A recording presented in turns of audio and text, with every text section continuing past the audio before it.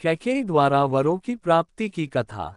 उल्लासित महाराज दशरथ ने शीघ्रातिशीघ्र राजकार्यों को संपन्न किया और राम के राजतिलक का शुभ समाचार सुनाने के लिए अपनी सबसे प्रिय रानी कैकेयी के प्रासाद में पहुंचे। कैकेयी को अपने महल में न पाकर राजा दशरथ ने उसके विषय में एक दासी से पूछा। दासी से ज्ञात हुआ कि रुष्ट होकर महारानी कैकेयी कोप भवन में गई हैं। महाराज चिंतित हो गए। उन्होंने कोप भवन में जाकर देखा कि उनकी प्राणप्रिया मलिन वस्त्र धारण किए, केश बिखराए, भूमि पर अस्त व्यस्त पड़ी है। उनकी इस अवस्था को देखकर आश्चर्यचकित राजा दशरथ ने कहा, प्राणेश्वरी, मुझसे ऐसा क्या अनिष्ट हुआ है कि क्रुद्ध होकर तुम कोप भवन में आए हो? यदि तुम किसी बात से दुखी हो तो मुझे बताओ, मैं तुम्हारे कष्ट का निवारण अवश्य करूंगा। महाराज के इस प्रकार मनुहार करने पर कैकेयी बोली, प्रणनाथ, मेरी एक अभिलाषा है, किंतु यदि आप उसे पूरी करने की शपथपूर्वक प्रतिज्ञा करेंगे तभी मैं आपको अपनी अभिलाषा के विषय में बताऊंगी। महाराज दशरथ ने मुस्कुराते हुए कहा, केवल इतनी सी बात के लिए तुम कोप भवन में चली आई हो? मुझे बताओ, तुम्हारी क्या इच्छा है, मैं तत्काल उसे पूरा करता हूँ।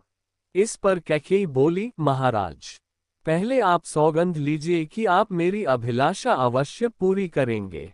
इस पर महाराजा दशरथ ने कहा, हे प्राणप्रिय, इस संसार में मुझे राम से अधिक प्रिय और कोई नहीं है। मैं राम की ही सौगंध लेकर वचन देता हूं कि तुम्हारी जो भी मनोकामना होगी उसे मैं तत्काल पूरी करूंगा। महाराज सौगंध लेने से आश्वस्त हो जाने पर कैकेयी बोली, आपको स्मरण होगा कि देवासुर संग्राम के समय आपके मूर्छित हो जाने पर मैंने आपकी रक्षा की थी और प्रसन्न होकर आपने मुझे 2 वर देने की प्रतिज्ञा की थी। उन दोनों वरों को मैं आज मांगना चाहती हूँ। पहला वर तो मुझे ये दे कि आप राम के स्थान पर मेरे पुत्र भरत का राजतिलक करें, और दूसरा वर मैं यह मांगती हूँ कि राम को 14 वर्ष के लिए वन जाने की आज्ञा दें। मेरी इच्छा है कि आज ही राम वल्कल पहनकर वनवासियों की भांति वन के लिए प्रस्थान करें। अब आप अपनी प्रतिज्ञा पूरी करें, क्योंकि आप सूर्यवंशी हैं और सूर्यवंश में अपनी प्रतिज्ञा का पालन प्राणों की बलि देकर भी किया जाता है। कैकेयी के इन वचनों को सुनकर राजा दशरथ का हृदय चूर चूर हो गया।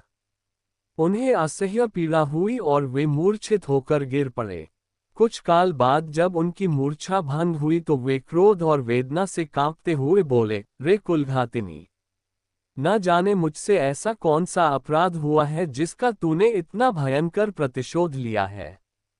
पतिते, नीच, राम तो तुझ पर कौशल्या से भी अधिक श्रद्धा रखता है, फिर भी तू उसका जीवन नष्ट करने के लिए कटिबद्ध हो गई है। प्रजा को अत्यंत प्रिय राम को बिना किसी अपराध के मैं भला कैसे निर्वासित कर सकता हूँ?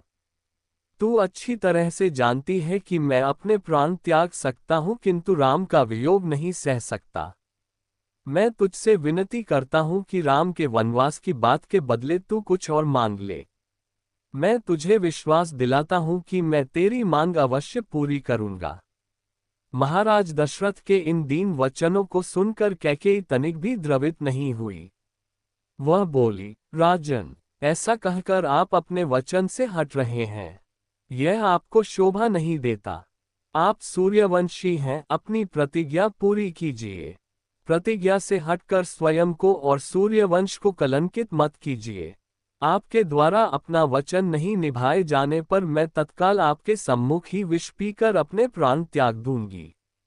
यदि ऐसा हुआ तो आप प्रतिज्ञा भंग करने के साथ ही साथ स्त्री हत्या के भी दोषी हो जाएंगे। अतः उचित यही है कि आप अपनी प्रतिज्ञा पूरी करें। राजा दशरथ बारंबार मूर्छित होते रहे और मूर्छा समाप्त होने पर कातर भाव से कैकेयी को मनाने का प्रयत्न करते रहे।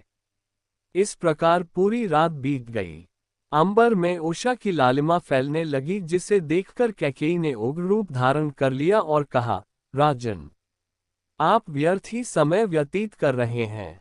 उचित यही है कि आप तत्काल राम को वन जाने की आज्ञा दीजिए और भरत के राजतिलक की घोषणा करवाइए।